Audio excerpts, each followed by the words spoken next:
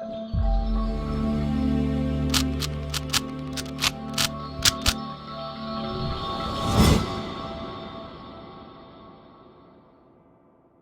guys, welcome to Viva Classes. I hope you like my videos. If you like my videos, please like, share and subscribe our channel. हमारी videos के पीछे एक ही फंडा है, कम time में concept ज़्यादा, क्योंकि आपका टाइम बहुत कीमती है और हम उसे वैल्यू करते हैं। तो पूरी कोशिश करते हैं कि कम टाइम में आपको ज़्यादा से ज़्यादा कंसेप्ट वो भी समझ आए, इसकी पूरी कोशिश हमारी रहती है। और अगर आपको वाकई में लगे हमारी वीडियो यूज़फुल है तो प्लीज़ अपना कीमती समय निकाल कर इन्हें शेयर ज़रूर करिए, हमें सपोर्ट कीजिए, सब्सक्राइब करिए, सब्सक्राइब बटन ज़रूर दबाइए। तो चलिए हम देखते हैं आज बिजनेस एनवायरनमेंट का पार्ट 2। पार्ट 1 में हमने मीनिंग, फीचर और इंपॉर्टेंस एक ही पार्ट में डिस्कस करा था। पार्ट 2 में जो सबसे ज़्यादा इंपॉर्टेंट टॉपिक है, जिस पर आपकी ज़्यादातर केस स्टडीज आती हैं, जो एलिमेंट्स होते हैं आपके पास एनवायरनमेंट के, उसमें केस स्टडीज आती हैं। You have to identify. तो मेनली क्या है, इन एनवायरनमेंट्स को आपको समझना है, और अगर आपने ढंग से समझ लिया तो आपको फटाफट से पता चल जाएगा कि कौन से एनवायरनमेंट से रिलेट करता है और आपको केस स्टडी बिल्कुल क्रैक हो जाएगा। तो पहले एक बार रिवाइज करते हैं कि बिजनेस एनवायरनमेंट का मीनिंग क्या था। तो हमने आपको फर्स्ट पार्ट में बताया था कि बिजनेस एनवायरनमेंट उन सब एक्सटर्नल फोर्सेस का सम टोटल है जो आपके कंट्रोल से बाहर है, आपकी कंट्रोल के बियॉन्ड है, लेकिन डेफिनेटली वो आपकी परफॉर्मेंस को अफेक्ट करते हैं। अब इस स्टेटमेंट को समझाते हुए ये 5 एनवायरनमेंट हम आपको समझाएंगे। जैसे देखिए, इकोनॉमिक एनवायरनमेंट किसी भी अकेले बिजनेसमैन के हाथ में नहीं है कि इन्फ्लेशन आ गया, डिफ्लेशन आ गया, या फिर मार्केट में इंटरेस्ट रेट बढ़ गया लोन का, या कम हो गया, रुपए की वैल्यू गिर गई। ये किसी एक इंडस्ट्री या एक बिजनेस के हाथ में नहीं है ना, इकोनॉमिक एनवायरनमेंट।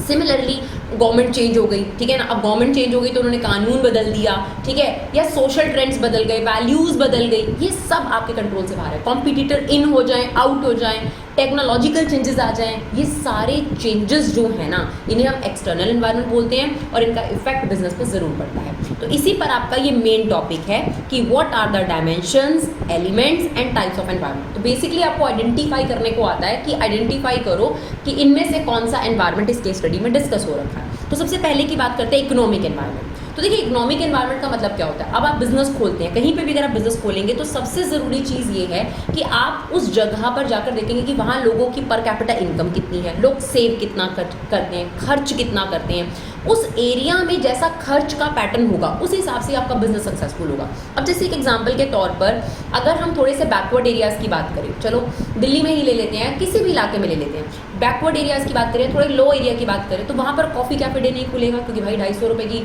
सॉरी स्टारबक्स की कॉफ़ी नहीं खुलेगी, क्योंकि 250 रुपये की तो मिनिमम कॉफ़ी स्टार्ट होती है। तो जब भी कोई बिजनेसमैन बिजनेस ओपन करता है तो वो एरिया को एनालाइज करता है, और एरिया को एनालाइज करने का मतलब है उस एरिया का इकोनॉमिक एनवायरनमेंट, वहाँ के लोग कितना कमाते हैं, कितना खर्च करते हैं, कितना सेव करते हैं। सिमिलरली अगर बाहर से कोई कंट्री आपके देश में आ रही है तो वो उस कंट्री का इकोनॉमिक एनवायरनमेंट जरूर एनालाइज करेगी कि वहाँ के लोगों की कमाई कितनी है, वहाँ के लोगों का खर्चे का पैटर्न कैसा है। ये बहुत इंपैक्टफुल है। तो क्या चीज़ें आती है इकोनॉमिक एनवायरनमेंट के अंदर? It consist the following factor. GDP, national income के लिए आपने पढ़ा होगा अपना फर्स्ट यूनिट है अपनी सेकेंड बुक की। इन्फ्लेशन यानी महंगाई, इंटरेस्ट रेट, रुपए की वर्थ कितनी है, रुपए का वैल्यू गिर रहा है, ज़्यादा है, मनी सप्लाई कितनी है आपके देश में, इंपोर्ट एक्सपोर्ट कैसा होता है, डिस्पोजेबल इनकम। डिस्पोजेबल इनकम का मतलब होता है टैक्स देने के बाद आपके पास कितनी इनकम बच जाती है, उसे बोलते हैं डिस्पोजेबल इनकम। तो इन सब का इम्पैक्ट बिजनेस पर डेफिनेटली पड़ता है। अब जैसे इन्फ्लेशन रेट बढ़ गई तो महंगाई बढ़ जाएगी, कच्चा माल भी महंगा मिलेगा, लेबर भी महंगी मिलेगी, तो ऑटोमेटिकली प्रोडक्ट की कॉस्ट क्या हो जाएगी, बढ़ जाएगी। तो इसका इम्पैक्ट बिजनेस पे हुआ। अगर लोगों की डिस्पोजेबल इनकम बढ़ेगी, यानी टैक्स गवर्नमेंट ने कम कर दिया और लोगों के पास खर्च करने के लिए ज़्यादा पैसा है, तो ऑटोमेटिकली वो डिमांड क्या करेंगे, ज़्यादा करेंगे, तो अच्छी बात है बिजनेस के लिए। इसी तरीके से अगर मार्केट में इंटरेस्ट रेट कम है, लो इंटरेस्ट रेट पे लोन मिल जाता है, तो बिजनेसमैन बिना लोन के तो ऑपरेट ही नहीं कर पाता, उनको इजीली लोन मिलेंगे तो ऑटोमेटिकली आप उनके लिए बेनिफिशियल होगा। तो जो सारे फैक्टर्स हैं ये एक्सक्लूसिव, मतलब ये सारे के सारे नहीं हैं, अभी और भी बहुत सारे फैक्टर्स हो सकते हैं, बट आपको रिलेट करना है कि इकोनॉमिक एनवायरनमेंट से कैसे रिलेट करते हैं, क्योंकि देश की इकॉनमी का पार्ट होता है। Inflation rate, value of rupee कितनी है, मनी सप्लाई कितना है, ये सब डिपेंड करता है कि आप बिजनेस को कितना सक्सेसफुल दिख रहे हैं उस पर्टिकुलर कंट्री में या उस पर्टिकुलर एरिया में, राइट। फिर आता है हमारा सामाजिक एनवायरनमेंट, ठीक है ना। अब सोशल एनवायरनमेंट भी बहुत इंपॉर्टेंट रोल प्ले करता है कि वहाँ के लोगों की वैल्यूज़ कैसी हैं, वहाँ के लोग किस तरीके की कंसेप्ट पे बेस्ड हैं, उनके सोशल ट्रेंड्स कैसे हैं, वहाँ किस तरीके के सेलिब्रेशंस किए जाते हैं, वहाँ फैमिली का कंपोजिशन कैसा है, मतलब वो जॉइंट फैमिली में रहते हैं या न्यूक्लियर फैमिली में रहते हैं, लिटरेसी रेट क्या है, एजुकेशन सिस्टम क्या है, बर्थ रेट क्या है, डेथ रेट क्या है, ये सब का सब जो है ना बहुत इम्पैक्ट करता है, बहुत इम्पैक्ट करता है। अब देखिए एग्जांपल के तौर पे हमारे यहाँ दिवाली, होली, ये सब अब त्यौहार मनाए जाते हैं, तो जो बिज़नेस होता है, मान लो पटाखों का बिज़नेस है या फिर स्वीट्स का बिज़नेस है, वो इन त्योहारों पर बहुत ज़्यादा सक्सेसफुल हो जाते हैं, राइट। आप आजकल तो चॉकलेट्स का बिज़नेस भी देखेंगे तो दिवाली पर, होली पर, इन सब चीज़ों का भी बहुत ज़्यादा बिज़नेस जो है चल पड़ता है। तो कहने का मतलब ये है कि जब आप कहीं पे भी जाते हैं, किसी भी कस्टमर को देखते हैं, उसके अकॉर्डिंग ही आपका बिज़नेस ऑपरेट करता है।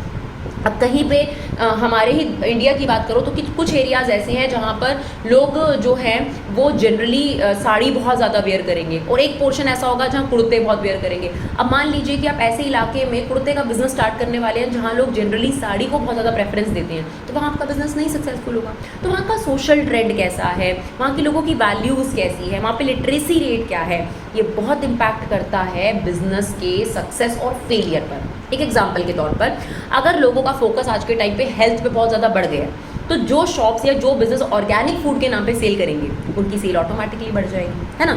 अब देखिए फेस्टिवल्स होते हैं अलग अलग कंट्रीज़ में, दिवाली, ईद, क्रिसमस, गुरपुरब, तो उससे एम्पल अपॉर्चुनिटी, मतलब बहुत अपॉर्चुनिटीज़ मिलती हैं बिज़नेस को, काफ़ी अपॉर्चुनिटीज़ मिलती हैं कि इन चीज़ों के अकॉर्डिंग ही वो अपना प्रोडक्ट जो है वो मार्केट में लेकर आते हैं, ताकि प्रोडक्ट की डिमांड हो ज़्यादा से ज़्यादा, राइट। तो सोशल एनवायरनमेंट का मतलब है वहाँ का सामाजिक एनवायरनमेंट क्या है, वहाँ सोशल वैल्यूज़ में क्या एक्सेप्ट किया जाता है। जिस चीज़ को वहाँ का समाज एक्सेप्ट नहीं करता, ऑब्वियसली आपका बिजनेस वहाँ सक्सेसफुल कतई नहीं हो सकता। जैसे छोटे से एग्जांपल देते हैं, जैपनीज़ कल्चर में क्या है कि वहाँ पर ना स्पेसेस बहुत कम होते हैं, घर के स्पेसेस, तो ज़्यादातर वहाँ पर जो फर्नीचर होता है वो मोल्डेबल और पोर्टेबल फर्नीचर होता है, मतलब मोड़ मोड़ के भाई आप देखोगे कि वो सिंगल बन गया।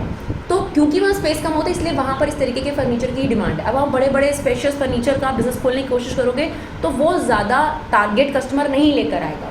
तो डिपेंड करता है कि आप कैसे एनवायरनमेंट में है, कैसे सामाजिक एनवायरनमेंट में है, उससे बहुत रोल इंपॉर्टेंट होता है कि आप किस तरीके के प्रोडक्ट मार्केट में सेल कर सकते हैं, राइट। फिर आता है technological environment, that is very simple. आज आप देखिए कि आप लोग ऑनलाइन पेमेंट्स करते हैं, आपको बैंक में जाने की ज़रूरत नहीं है, दैट इज़ वो टेक्नोलॉजिकल एडवांसमेंट, ठीक है ना। आप देखिए हर ऑर्गेनाइजेशन जो है अपने प्रोडक्ट को वेबसाइट्स के थ्रू बेच रही है। अब देखिए आप मिंत्रा की बात करेंगे, अमेजॉन की बात करेंगे, फ्लिपकार्ट की बात करेंगे, there are so many businesses जो अपने प्रोडक्ट को वेबसाइट्स के थ्रू बेच रहे हैं। अब देखिए आपके पास अगर आपका ऑफलाइन बिजनेस भी है तो आज बिजनेस को ये महसूस होता है कि सोशल मार्केटिंग के बिना तो बात ही नहीं बनेगी, यानी आपको कहीं ना कहीं टेक्नोलॉजिकल एडवांसमेंट के साथ जाना ही पड़ेगा।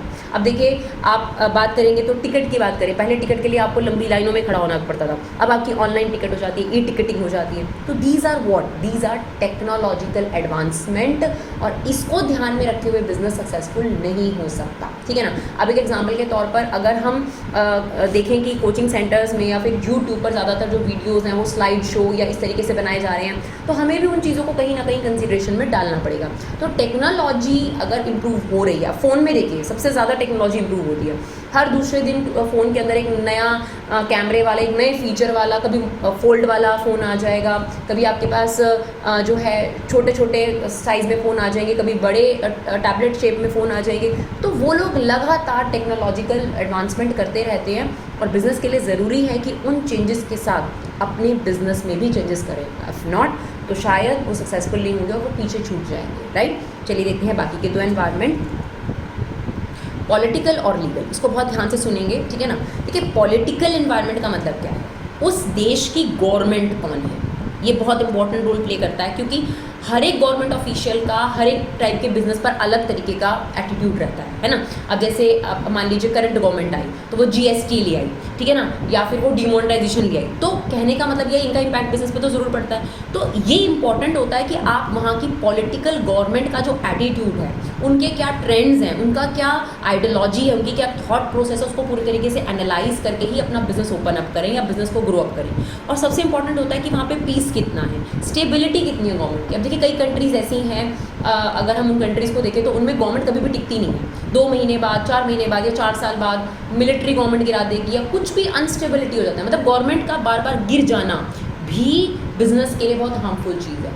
और जहाँ पर हमेशा 2 कंट्रीज़ के बीच में झगड़े चलते रहते हैं, बॉम्बार्डिंग होती रहती है, युद्ध होता रहता है, पीस नहीं है, तो ऐसी कंट्रीज़ में आपको ज़्यादा बड़े बिजनेसेस देखने को नहीं मिलेंगे। तो ये बहुत ज़रूरी होता है कि आप वहाँ के पॉलिटिकल एनवायरनमेंट को, पॉलिटिकल कंडीशन को एनालाइज करें कि वहाँ पे गवर्नमेंट की स्टेबिलिटी कितनी है, यानी गवर्नमेंट टिकती भी है या नहीं टिकती है, पीस कितना है, गवर्नमेंट कितना अच्छे तरीके से वहाँ ऑपरेट कर रही है, उन इलेक्टेड गवर्नमेंट ऑफिशियल्स का आपके बिजनेस के प्रति क्या एटीट्यूड है। तो ये बहुत इंपॉर्टेंट होता है। तो अगर पॉलिटिकल स्टेबिलिटी होगी तो लोगों में कॉन्फिडेंस आएगा कि यार हाँ गवर्नमेंट जो है 5 साल तक टिकती है। तो यहाँ पर अगर गवर्नमेंट ने कोई पॉलिसी बनाई है तो चलो हमारा बिजनेस भी 5 साल तक अपना प्लान जो बनाएगा वो सक्सेसफुल हो जाएगा।